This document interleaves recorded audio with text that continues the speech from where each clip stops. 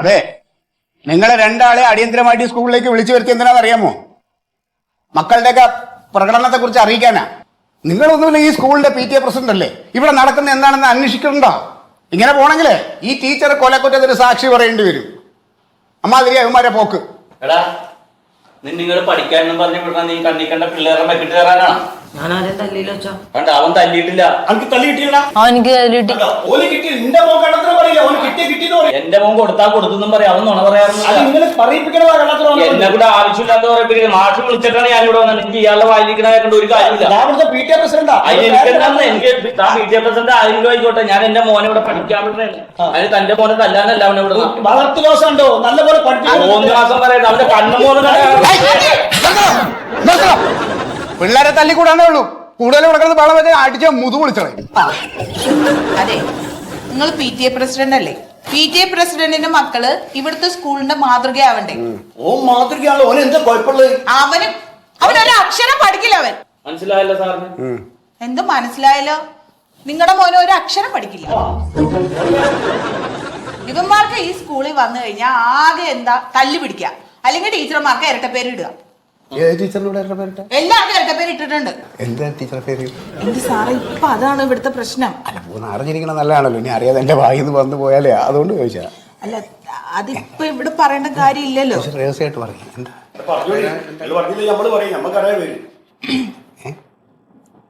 താടക രൂപിണി. അത് കലക്കി ആരായാലും അറിഞ്ഞിട്ട് പേരാ താടക രൂപിണി. നല്ല പേരാ കേട്ടോ. സാറ് ചിരിക്കൊന്നും വേണ്ട, സാറിനുണ്ട് പേര്. എന്ത്? കരടി. കരടിയല്ല ടീച്ചറെ, ഭീമക്കരടി.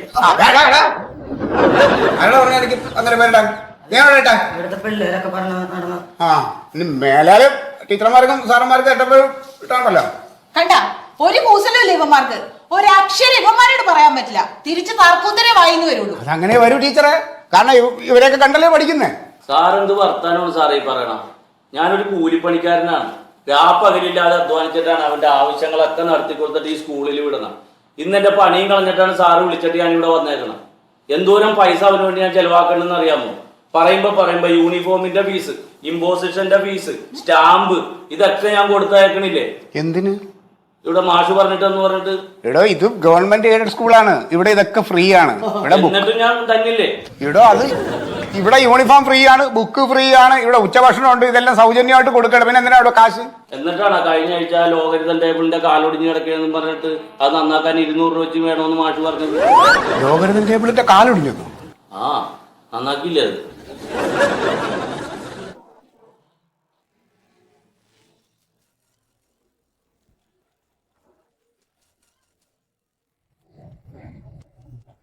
കാലൊടിഞ്ഞോടാ? ലോകരിതൻ ടേബിളിന്റെ കാലൊടിഞ്ഞോടാ? ഇവനെയൊന്നും തല്ലാനും ഒക്കില്ലല്ലോ ദൈവമേ. ഇക്കണക്കിന് ഇവനൊക്കെ പ്രിൻസിപ്പൾ ചത്തുപോയി റീത്ത് മേടിക്കാൻ കാശ് വേണമെന്ന് പറഞ്ഞ് വീട്ടിൽ നിന്ന് പറയുമല്ലോ. എന്തൊരു കഷ്ടമുള്ളത്. അല്ല ടീച്ചറെ, ഈ ലോകരിതൻ ടേബിൾ എന്ന് പറഞ്ഞ ഒരു പുസ്തകമല്ല, അതിന്റെ കാലൊടിക്കും. വേറെ ആരാണ്ടാണ് ഓടിച്ചത്? അത് എന്റെ മോന്റെ തലയിലോട്ട് വെച്ചത്. ഇതൊക്കെ ലോകം ഉണ്ടായിപ്പോട്ടെ. ചെക്കനൊക്കെ ഇവനൊക്കെ ഇങ്ങനെ പോയി നാളെ സ്കൂളിൽ വിറ്റാറുണ്ടോ? മാസം ഞാൻ പറഞ്ഞില്ലെന്ന് വേണ്ട. എന്റെ പൊന്ന് രക്ഷകർത്താക്കളെ, നിങ്ങൾ ദയവ് ചെയ്ത് എന്റെ അവസ്ഥ ഒന്ന് മനസ്സിലാക്കണം. ഓരോ ദിവസവും ഇവിടെ വന്നിരിക്കുമ്പോൾ ആദ്യത്തെ ഫോൺ കോൾ വരുന്നത് മാനേജ്മെന്റിൽ നിന്നാണ്. ഈ പ്രാവശ്യം 10ാം ക്ലാസ്സിൽ 100% വിജയം കൈവരിക്കണം. ഇങ്ങനെയുള്ള പിള്ളേരാ 10ാം ക്ലാസ്സിൽ പഠിക്കണേ. പിന്നെ എങ്ങനെ വിജയം കൈവരിക്കും? അപ്പം നിങ്ങൾ രക്ഷകർത്താക്കൾ ഒന്ന് ഇവരെ ശ്രദ്ധിക്കണം. കുറെ പാവപ്പെട്ട പിള്ളേർ ഇവിടെ പഠിക്കാൻ വരുന്നുണ്ട്. അവർക്കും കൂടെ ഇപ്പൊ ബുദ്ധിമുട്ടുണ്ടായിക്കൊണ്ടിരിക്കുക ഇവര്. എന്റെ മോനെ ഞാൻ വീട്ടിൽ ശ്രദ്ധിച്ചോളാം. ഒരു ഉപകാരം സാധനം ചെയ്തു തരാൻ പറ്റും. എന്താണ്? ഇയാളുടെ മോന്റെ ക്ലാസ്സിൽ നിന്ന് എന്നെ മോനെ ഒന്ന് മാറ്റാൻ പറ്റും. നിങ്ങൾ തമ്മിലുള്ള വഴക്ക് ആദ്യം തീർക്ക്, അപ്പൊ തന്നെ മക്കൾ. അതെ, നിങ്ങൾ നിന്നേ. നിങ്ങൾക്ക് തമ്മിൽ വല്ല പിണക്കോ പരിഭവോ വല്ലതും ഉണ്ടോ? ഇല്ലല്ലോ. ഇനി മേലെ പ്രശ്നങ്ങളൊന്നും ഉണ്ടാക്കരുത്. കൈ കൊടുത്തേ രണ്ടുപേരും. സന്തോഷമായിട്ട് ക്ലാസ്സിൽ പോയിരുന്നോ?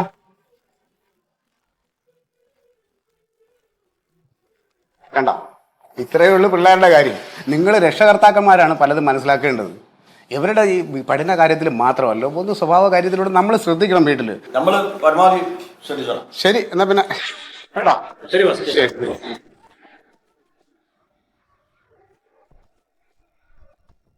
എടാ, ഈ പടിഞ്ഞാറൻ തീര സമതലങ്ങളുടെ പ്രത്യേകത എന്തൊക്കെയാണ്? അറബിക്കടലിനും പശ്ചിമഘട്ടത്തിനും ഇടയിൽ സ്ഥിതി ചെയ്യുന്നു. റാൺ ഓഫ് കൊച്ചി മുതൽ കന്യാകുമാരി വരെ നീണ്ടു നിൽക്കുന്നു. ഇതിനെ 3 തരംതിരിച്ചിരിക്കുന്നു: ഗുജറാത്ത്, കൊങ്കൺ, മലബാർ. ഇവിടെ ഒരു പ്രത്യേകതയും കൂടി, ഇവിടെ ഒട്ടനവധി കായലുകളും അഴിമുകളും കാണപ്പെടുന്നു. ഇതൊക്കെ ശരിയാണ്. അത്യാവശ്യമൊക്കെ പറയണ്ട്. പരീക്ഷ വരുമ്പോ എവിടെ പോണം എന്നുള്ളതാണ്. ഇതൊക്കെ അവന്റെ വായിലിരുന്നിട്ട് കാര്യമുണ്ടോ? പേപ്പറിൽ കാണണ്ടേ? ഇത് എഴുതാത്ത എന്താടാ? ഈ പരീക്ഷക്ക് വരുമ്പോ എഴുതണുണ്ടത്. ശീതളേട്ടന് എന്താ ഇവന് അക്ഷരങ്ങൾ അറിഞ്ഞൂടെന്ന്? ഈ പറയണതൊക്കെ ശരിയാണല്ലോ. അതെങ്ങനെ അക്ഷരങ്ങളാണ് പഠിക്കണ? എങ്ങനെയാണിത്? ഇത്രയും നാളായിട്ട് 10ാം ക്ലാസ്സിൽ പഠിക്കുന്ന ചെറുക്കൻ അവന് എഴുതാനും വായിക്കാനും അറിയാൻ പാടില്ല എന്ന് പറഞ്ഞാൽ എന്ത് പറയും? പാടില്ല. എഴുതാൻ അറിയാൻ പാടില്ല എനിക്ക്. എഴുതാനറിയാം, വെറുതെ പറയണ എഴുതാനറിയാം. എഴുതിക്കടാ നീ, എഴുതിക്കടാ. ഇപ്പൊ പറഞ്ഞ ഉത്തരം ഒന്ന് എഴുതിക്കേ നീ. ഞാൻ സമതലം ഒന്ന് എഴുതിയേ. സമതലം ഒന്ന് എഴുതി. നോക്കട്ടെ. അങ്ങനെയാണ് എഴുതണം. എടാ സാന്ന് എഴുതാൻ അറിയാൻ പാടില്ലേ? സമതലം കാന്നാണല്ലോ എഴുതണത്. സാന്ന് പറയുമ്പോ അത് സ്കൂളിൽ പോണതാടാ നീ. നീ അവന് ഇപ്പൊ ചീത്ത പറയല്ലേ? നിനക്കൊക്കെ എന്തായിരുന്നു പണി ഇവിടെ? ഈ 2 വരെ കോപ്പിയൊക്കെ ഉണ്ടായിരുന്നില്ല? അതിലൊക്കെ ഒന്ന് എഴുതി പഠിപ്പിക്കാറുന്നല്ല നിനക്കൊക്കെ? ഞാനിവിടെ ഈ ചോര നീരാക്കാൻ വേണ്ടി ഗൾഫിൽ പോയി കിടന്ന് പെടാപാട് പെട്ടല്ലേ? നിങ്ങളോട് ഞാൻ അന്നേരം പറഞ്ഞതാണാ എനിക്ക് ഇവനെ നോക്കാൻ പറ്റണില്ല, ഇങ്ങോട്ട് തിരിച്ചു വന്ന്. അപ്പൊ നിങ്ങൾക്ക് കാശായിരുന്നല്ലേ വലുത്. ഇവിടെ പിന്നെ മണ്ണുരുട്ടി തിന്നോ നീ? ചൊറിഞ്ഞു വരുന്നു. ലോകത്തുള്ള സകല കാര്യങ്ങൾ ആരെന്ത് പറഞ്ഞാലും അതൊക്കെ നിനക്കറിയാം. നീ എഴുതാനും വായിക്കാനും അറിയാത്ത എന്താണ്? അച്ഛനമ്മക്കൊക്കെ പറഞ്ഞിരുന്നതിന് പരിധിയില്ലടാ. നീയല്ലേ ചെയ്യേണ്ടത്, ജയിക്കേണ്ടത് നീയാണല്ല. ഞങ്ങൾക്ക് അവിടെ വന്നിരുന്ന് പരീക്ഷ എഴുതാൻ പറ്റുമോ? എന്താ നിന്റെ പ്രശ്നം? അത് പറ. നിനക്ക് എന്തിന്റെ കുറവുണ്ട് വീട്ടില്? ഈ ഇത് കണ്ട ഒരു അക്ഷരം എഴുതാൻ അവൻ അറിയാൻ പാടില്ല. നിന്നെ ഏത് ക്ലാസ്സിലാണ് നീ പഠിക്കണത്? എടാ മറ്റുള്ളത് പരീക്ഷ പോലെ അല്ല ഇത്. ഇത് എഴുതണം. മറ്റുള്ള ക്ലാസ്സിലൊക്കെ ടീച്ചേഴ്സ് ഇങ്ങനെ ജയിപ്പിച്ചിടും. അവിടെ ഇരിക്കാൻ അടുത്ത കുട്ടികൾ തന്നെയല്ലേ, അതുകൊണ്ട് നിന്നൊക്കെ ജയിപ്പിച്ചു വിടണേണ്. ഇത് SLCക്ക് അങ്ങനെയല്ല. അത് അവിടെ വേറെ ടീച്ചേഴ്സൊക്കെയാണ് നോക്കണത് പരീക്ഷ പേപ്പറൊക്കെ. അപ്പൊ എഴുതണം എന്നാലേ ജയിക്കുള്ളൂ. ഇനി ഇവനെ എന്ത് പറഞ്ഞ് മനസ്സിലാക്കും ഞാൻ? പറഞ്ഞ് ഞാൻ മടുത്ത്. ഓരോ പിള്ളേര് പഠിക്കണമെന്ന് മനുഷ്യന് കൊതിയാണ്. എന്റെ കൊച്ചിനെ കണ്ട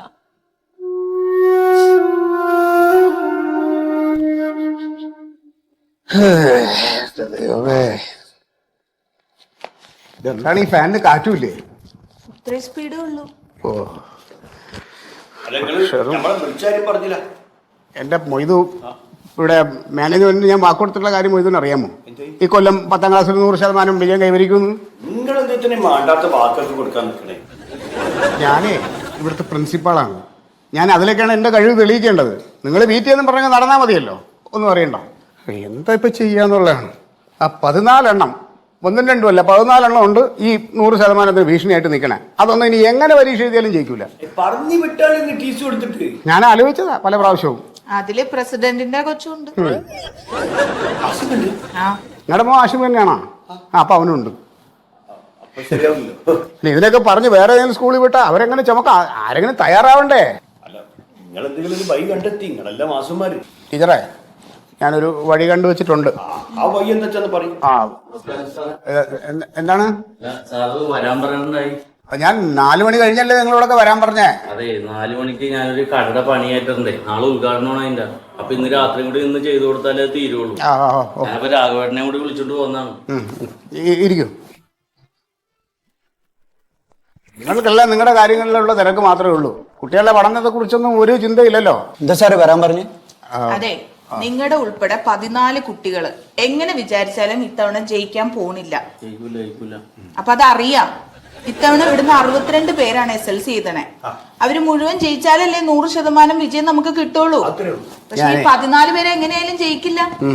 എന്റെ മോനുണ്ട് സാറേ? ഉണ്ട്, അതല്ലേ വരാൻ പറഞ്ഞത്.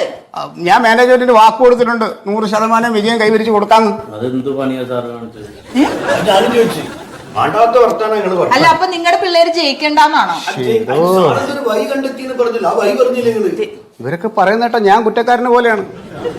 അതെ, വഴി ഞാൻ കണ്ടെത്തി വെച്ചിട്ടുണ്ട്. അതായത് ഓട്ടിസവും മാനസിക പ്രശ്നങ്ങളും ഉള്ള കുട്ടികൾക്ക് പരീക്ഷ എഴുതാതെ തന്നെ അവരെ ജയിപ്പിക്കാനുള്ള ഒരു വഴിയുണ്ട്. ഒരു പരീക്ഷ എഴുതണ്ട. പരീക്ഷ എഴുതണ്ടെന്ന് പറഞ്ഞാൽ അവർ പേന കൊണ്ട് എഴുതണ്ട. പക്ഷെ അവർ പറയണം. അവർ പറഞ്ഞു കൊടുക്കുന്ന ഉത്തരം നമ്മളൊരു സ്ക്രൈബിനെ വെച്ച് പകർത്തണം. ആരാണ് സ്ക്രൈബ്? അതായത് ഇവര് പറഞ്ഞു കൊടുക്കുന്ന ഉത്തരവുണ്ടല്ലോ, അത് പകർത്താനിരിക്കുന്ന ആളിനെയാണ് സ്ക്രൈബ് എന്ന് പറയുന്നത്. അതിപ്പോൾ നമ്മൾ 9ാം ക്ലാസ്സിൽ പഠിക്കുന്ന ഒരു ശരാശരി നിലവാരമുള്ള കുട്ടിയെ വേണം ഇരുത്താൻ സ്ക്രൈബായിട്ട്. ഇതിപ്പോ പറയാൻ നമ്മളെ കുട്ടിക്ക് നിശ്ചയം വേണ്ടേ? അല്ല, അത് പറയില്ല എന്ന് നമുക്കറിയാം. നിയമം അങ്ങനെയാണെങ്കിലും നമ്മൾ 9ാം ക്ലാസ്സിൽ ഏറ്റവും മിടുക്കരായ കുട്ടികളെയാണ് സ്ക്രൈബായിട്ട് തിരഞ്ഞെടുക്കണേ. അപ്പോൾ അവർ തന്നെ പഠിച്ചങ്ങ് എഴുതിക്കോളും. ഈ മണ്ടന്മാർ വെറുതെ കണ്ടോണ്ടിരുന്നാൽ മതിയല്ലോ. അത് മാത്രല്ല, ഇങ്ങനത്തെ പേപ്പർ വാല്യുവേഷന് പോകുമ്പോഴേ ആ ടീച്ചേഴ്സിന് ഒരു ആനുകൂല്യമൊക്കെ ഇതിൽ കാണിക്കും. പിന്നെ ഈ കിട്ടുന്ന മാർക്കിന്റെ കൂടെ ഒരു 25% കൂടി കൂട്ടിയിട്ടാണ് ടോട്ടൽ മാർക്ക് എഴുതുക. അപ്പൊ നല്ല മാർക്ക് കിട്ടും. അങ്ങനെ വരുമ്പോൾ ക്ലാസ്സിലെ ഏറ്റവും മിടുക്കരായ കുട്ടികളെക്കാളും മാർക്ക് കൂടുതൽ ഈ മണ്ടന്മാർക്ക് കിട്ടും. ഈ മണ്ടന്മാർ നിങ്ങൾ ഇങ്ങനെ അടിവരട്ട് പറയണ്ട, നമ്മളെ കുട്ടികളല്ലേ. അല്ല നമ്മുടെ നമുക്ക് ഈ സർട്ടിഫിക്കറ്റ് കിട്ടണമെങ്കിലേ ഡിസബിലിറ്റി കിറ്റ് ഇല്ലല്ലോ. സാർ നേരത്തെ പറഞ്ഞ അസുഖമില്ലല്ലോ. ഡിസബിലിറ്റി അതായത് ഒരു തരം ലേണിംഗ് ഡിസബിലിറ്റി, പഠന വൈകല്യം, അങ്ങനെയുള്ള കുട്ടികൾക്കാണ് ഈ സർട്ടിഫിക്കറ്റ് കിട്ടുന്നത്. ഈ സർട്ടിഫിക്കറ്റ് കിട്ടാൻ ഒരു സൈക്കോളജിസ്റ്റിന്റെ ശുപാർശയിൽ ഒരു മെഡിക്കൽ ബോർഡാണ് തരേണ്ടത്. അപ്പോൾ അങ്ങനെ ഈ കാശിനുള്ള ആക്രാന്തമുള്ള ഇങ്ങനെയുള്ള കൊള്ളരുതായികളൊക്കെ ചെയ്യണ ഒരു സൈക്കോളജിസ്റ്റ് എൻ്റെ പരിചയത്തിലുണ്ട്. അയാൾക്ക് ഭ്രാന്താണേ. അല്ല, കാശെന്ന് പറഞ്ഞാൽ ഭ്രാന്താണേ. കാശെന്ന് പറഞ്ഞാൽ എന്ത് കൊള്ളരുതായികയും ചെയ്യും. ആളിന്റെ പേര് സത്യശീലൻ എന്നാണ്.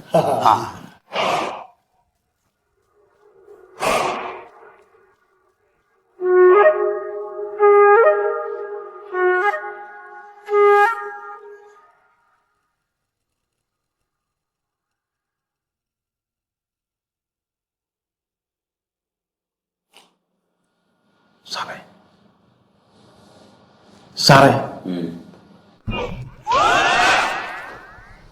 എന്താ പ്രശ്നം? ഇതെന്നെ പ്രശ്നം. എന്തിനാ നിങ്ങൾ കരയണത്? എന്തിനാ?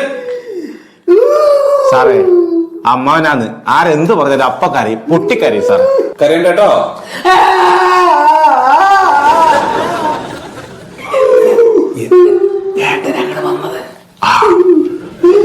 എന്തിനാ ഇങ്ങോട്ട് വന്നതെന്ന്? കരച്ചല് നിർത്താൻ. കരച്ചല് നിർത്താൻ. അപ്പൊ ഒന്നും ചോദിക്കാൻ പറ്റില്ലല്ലോ. ചോദിക്കാൻ പറ്റില്ല. പിന്നെ എങ്ങനെ കരച്ചിൽ നിർത്തുക? എങ്ങനെ നിർത്തും? കരയണ്ട കേട്ടാ. എന്തെങ്കിലും വേറെന്തെങ്കിലും പരിപാടി കുറേ കൊണ്ടുപോയി, പല സ്ഥലത്തും കൊണ്ടുപോയി, രക്ഷയില്ല. വീട് എങ്ങനെയെങ്കിലും ശരിയാക്കും. എന്തെങ്കിലും കഴിക്കണോ? ഒരു കാര്യം ചെയ്യും, നാളെ നിങ്ങൾ ഹോസ്പിറ്റലിലേക്ക് കൊണ്ടുപോവാ, അഡ്മിറ്റ് ആക്കുവോ? എന്നിട്ട് നമുക്ക് അവിടെ വെച്ച് നമുക്ക് നോക്കാം. ഇവിടെ അതിനുള്ള സൗകര്യങ്ങളില്ല. ആയി സാറേ, കരയണ്ട. ഡോക്ടർ പറയുന്നേ ആശുപത്രി പോവാന്ന്, അഡ്മിറ്റ് ആക്കും. അപ്പൊ അവിടുന്ന് നോക്കാം, നമുക്ക് അവിടെ നോക്കിയാ പോരെ?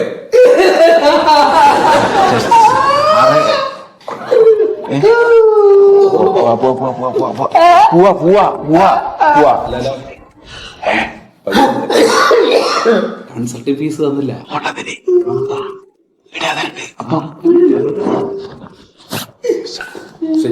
പോവാ അമ്മാമ, പോവാ, വീട്ടിലേക്ക് പോവാ. കുറച്ച് സമാധാനമുണ്ട്.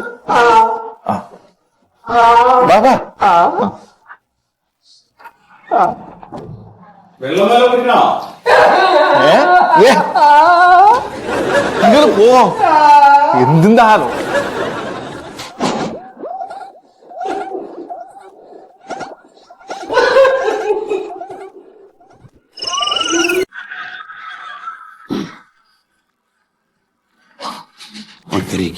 നമസ്കാരം സാർ. നമസ്കാരം.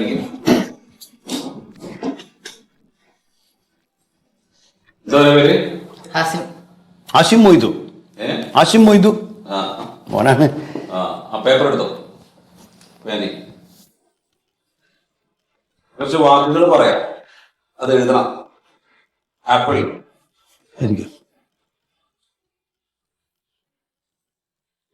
ശരിയാക്കിയതല്ലേ? എഴുതിയോ? ഇത് തെറ്റാണ്. എഴുതിയ തെറ്റാ. മാംഗോ.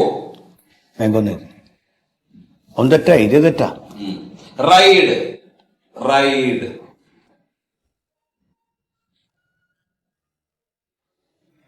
തെറ്റാ.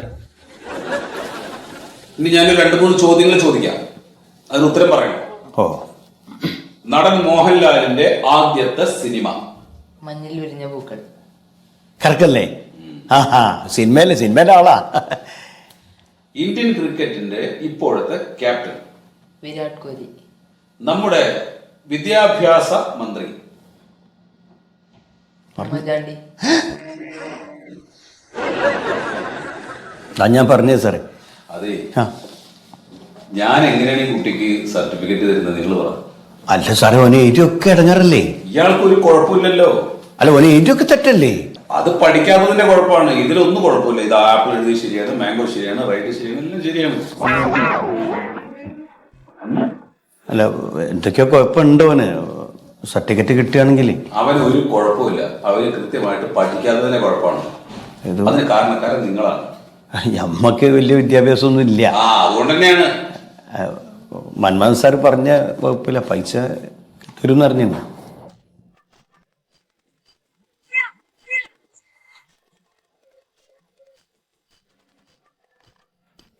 ഇപ്പോ ഈ വൈകി നിങ്ങൾ 3 തരത്തിലാണുള്ളത്.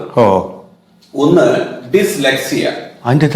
അതായത് അക്ഷരങ്ങളൊക്കെ കുട്ടികൾക്ക് തിരിച്ചറിയാനുള്ള പ്രയാസം, ബുദ്ധിമുട്ടുകൾ, അതിനെയാണ് ഡിസ്ലെക്സിയ എന്ന് പറയുന്നത്. അടുത്തത് ഡിസ്ഗ്രാഫിയ. അതായത് കുട്ടിക്ക് എഴുതാനുള്ള ബുദ്ധിമുട്ട്. പിന്നൊന്നുള്ളത് ഡിസ്കാൽക്കുലിയ. അത് കണക്ക് കൂട്ടാനുള്ള പ്രയാസം. ഇതിലേതാണ് നിങ്ങളുടെ കുട്ടിക്ക് വേണ്ടത്? ഇത് 3 കൂടി ആകുമ്പോ എത്ര പൈസയാവും?